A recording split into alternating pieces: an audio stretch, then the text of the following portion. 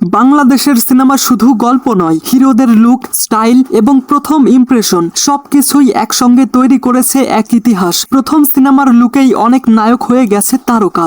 আর ইংরেজিতে একটা কথা আছে, first impression is the last impression. সঠিক বলেছেন। আই নো চাচা, আমি সঠিক বলেছি। বাংলাদেশের সিনেমা শুধু গল্পের জন্য নয়, সিনেমা মানেই আমাদের আবেগ, আমাদের নায়কদের স্টাইল আর অবশ্যই লুক। প্রথম সিনেমায় নায়কদের যে লুক আর স্টাইল দেখা যায়, সেটাই অনেক সময় তাদের তারকা হয়ে ওঠার প্রথম ধাপ হয়ে যায়। প্রথম সিনেমার সেই প্রথম চেহারা, প্রথম ভঙ্গি, প্রথম হাসি বা সাহসী চাহনি দর্শকের মনে গেঁথে যায়, আর সেই লুক দিয়েই তারা অনেকের কাছে হয়ে যায় প্রিয় নায়ক। আজও যখন অনেকে বাংলা সিনেমার নায়কদের কথা ভাবে, মনে পড়ে যায় তাদের সেই প্রথম লুকের কথা। তো আজকের এই ভিডিওতে আমি আপনাদেরকে সেই গল্পই বলবো, যেই গল্পতে আপনারা জানতে পারবেন যে কেমন ছিল তাদের প্রথম সিনেমার প্রথম লুক। লেকিন শুরু করনে সে পেহলে যারা প্রতিনিয়ত আমার ভিডিও দেখে, নিঃসন্দেহে তাদের চয়েস অনেক ভালো।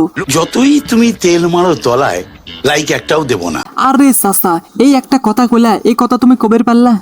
So without wasting any more time, video শুরু করা যাক। And this is going to be an very interesting video. তাই ভিডিও শুরু করার আগে চ্যানেলটা সাবস্ক্রাইব করুন।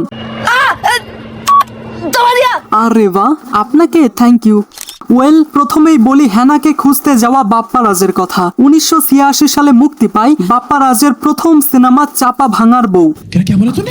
আই মিন চাপা ডাঙার বউ। বাবার জনপ্রিয়তা হোক অথবা স্ট্রাগল, সে আপনি যাই বলেন না কেন, 1986 সালে ঢালিউড ইন্ডাস্ট্রি পেয়ে গিয়েছিল নতুন এক প্রতিভাবান অভিনেতা বাপ্পারাজকে। সিনেমায় তার লুকটা জাস্ট একবার দেখেন। সত্যি বলতে তার লুকটা দেখে আমি যতটা না অবাক হয়েছি, তার থেকে বেশি আমার মজা লেগেছে। আরে ভাই, এমনিতেই চিকন চাকন চেহারা, তার উপর সেই চিকন চেহারায় গোফ। বাপ্পারাজকে দেখতে সত্যিই অনেক অদ্ভুত লাগছিল। কিন্তু তার পাশে কিংবদন্তি অভিনেত্রী শাবানা ম্যাম এবং এটিএম শামসুজ্জামানের মতো কিংবদন্তি অভিনেতা থাকায় প্রথম সিনেমার এই অগ্নি পরীক্ষায় ভালোভাবেই পাশ করেন বাপ্পারাজ। তবে বাপ্পারাজকে নিয়ে একটা মজার কথা বলি। কে জানতো বহু বছর আগে হেনাকে খুঁজতে যাওয়া বাপ্পারাজ হঠাৎ করে 2024-25 সালে এসে আবারও ভাইরাল হবে। আমিন খান ফ্রম অবুজ দুটি মন, তিনি 1990 সালে নতুন মুখের সন্ধানে প্রতিযোগিতার মাধ্যমে চলচ্চিত্র অঙ্গনে পা রাখেন এবং তার প্রথম সিনেমা মুক্তি পায় 1993 সালে, যেটার নাম অবুজ দুটি মন। সেই সিনেমায় তাকে একজন অ্যাংরি ইয়াংম্যান হিসেবে দেখা যায়। আর সত্যি বলতে অ্যাংরিও লাগছিল, ইয়াংও লাগছিল এবং পাশাপাশি বাচ্চার মতো লাগছিল, যাকে বলে একেবারে ইনোসেন্ট, একেবারে মুরগির বাচ্চা। যাই হোক, এই সিনেমার মাধ্যমে শুধুমাত্র আমিন খান না, তার পাশাপাশি নবাগতা চাঁদনিও ডেবিউ করেন। আর সত্যি বলতে তাকে দেখে আমার অনেক ভালো লাগছে। যাই হোক, যেটা বলছিলাম, এই সিনেমার স্টোরি অনেক ইন্টারেস্টিং ছিল। ট্রেনের মধ্যে ঝড়ের কবলে পড়ে সিনেমার নায়ক নায়িকা অচেনা একটা দ্বীপে আটকে যায়, যেমনটা ঋত্বিক রোশনের কাহো না প্যার হ্যায় এই সিনেমায় আমরা দেখেছিলাম। সেই দ্বীপে আটকে গিয়ে তাদের মধ্যে প্রেম ভালোবাসা হয়ে যায়। বাট কিন্তু লেকিন তাদের দুইজনের ধর্ম আলাদা হওয়ায় শেষ পর্যন্ত তাদের আর মিল হয় না। এই সিনেমা সেই সময়টাতে দুর্দান্ত ব্যবসার পাশাপাশি আমিন খান রাতারাতি স্টার বনে যান। আমি আমার ভালোবাসাকে বিসর্জন দিতে পারবো না। ওমর সানি ফ্রম চাঁদের আলো। ওমর সানি বাংলা সিনেমার এমন একজন নায়ক যিনি সব থেকে বেশি চাবুকের মার খেয়েছেন, কারণ সে চৌধুরীর মেয়ে প্রিয়াকে ভালোবাসতো এবং সিনেমায় সব সময় তিনি গরিব থাকতেন। আর এই জন্যই হয়তো মৌসুমী তাকে বিয়ে করেছে।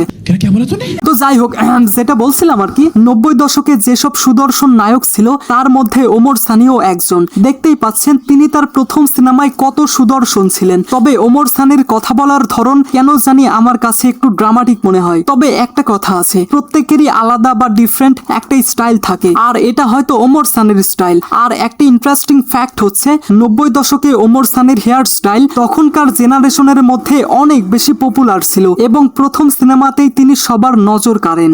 এসে আলো, যার জন্য আমি বিষাক্ত সাপের ছোবল খেয়ে মরে গিয়েছিলাম। সালমান শাহ ফ্রম কেয়ামত থেকে কেয়ামত। বাংলা সিনেমার আকাশে হঠাৎ উদয় হওয়া এক নক্ষত্রের নাম সালমান শাহ। 90 দশকে নাইম শাবনাজ জুটি থেকে অনুপ্রাণিত হয়ে পরিচালক সোহানুর রহমান সোহান এক নতুন জুটিকে নিয়ে সিনেমা নির্মাণের সিদ্ধান্ত নেন এবং সেই সিনেমাতে নায়ক হিসেবে বেছে নেওয়া হয় 21 বছর বয়সী শাহরিয়ার চৌধুরী ইমন নামের যুবককে। পরবর্তীতে যিনি হয়ে ওঠেন সালমান শাহ। কিন্তু কে জানতো আগামী 4 বছরের মধ্যে এই ছেলেটা এমন কিছু করবে যেটার কারণে প্রজন্মের পর প্রজন্ম সবাই তাকে মনে রাখবে। কিয়ামত থেকে কিয়ামত এই সিনেমাটি হিন্দি প্রশংসিত সিনেমা। কিয়ামত সে কিয়ামত তকের রিমেক ছিল এবং ইন্টারেস্টিং একটা ফ্যাক্ট হচ্ছে সেই সময়টাতে এই হিন্দি সিনেমাটি সালমান শাহ 22 বার দেখেছিলেন, কিন্তু যখন এই সিনেমাতে তিনি অভিনয় করেছিলেন তখন তিনি সিনেমায় নিজস্ব ফ্লেভার দিয়ে অভিনয় করেছিলেন। আরেকটা কথা হচ্ছে সালমান শাহ ছিলেন সময় থেকে অনেকটা এগিয়ে,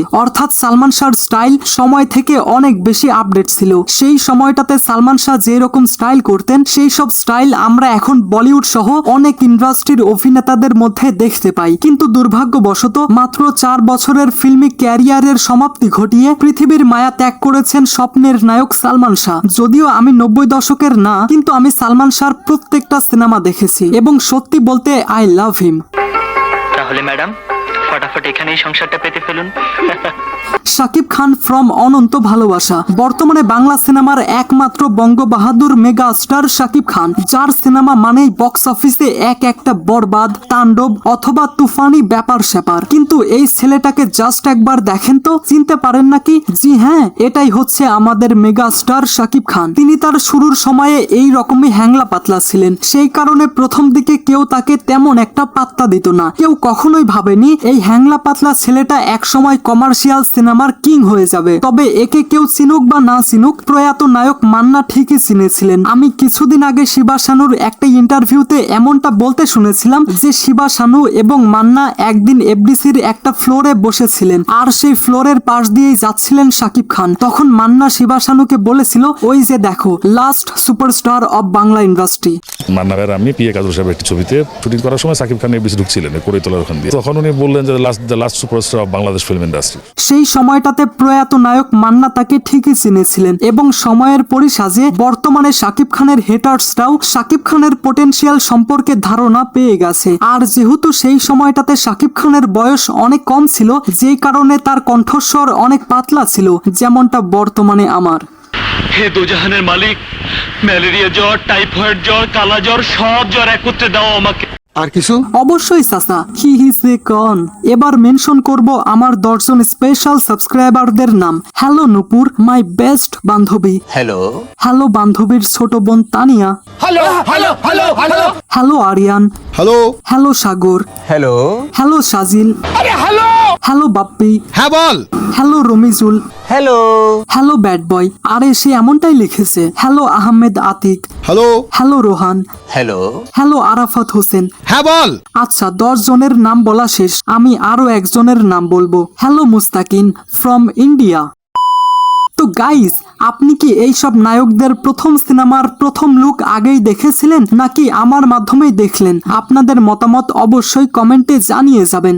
ঠিক আছে ঠিক আছে। So I hope you like this video. If you like this video, then subscribe to my channel and press the bell icon. Thanks for watching guys.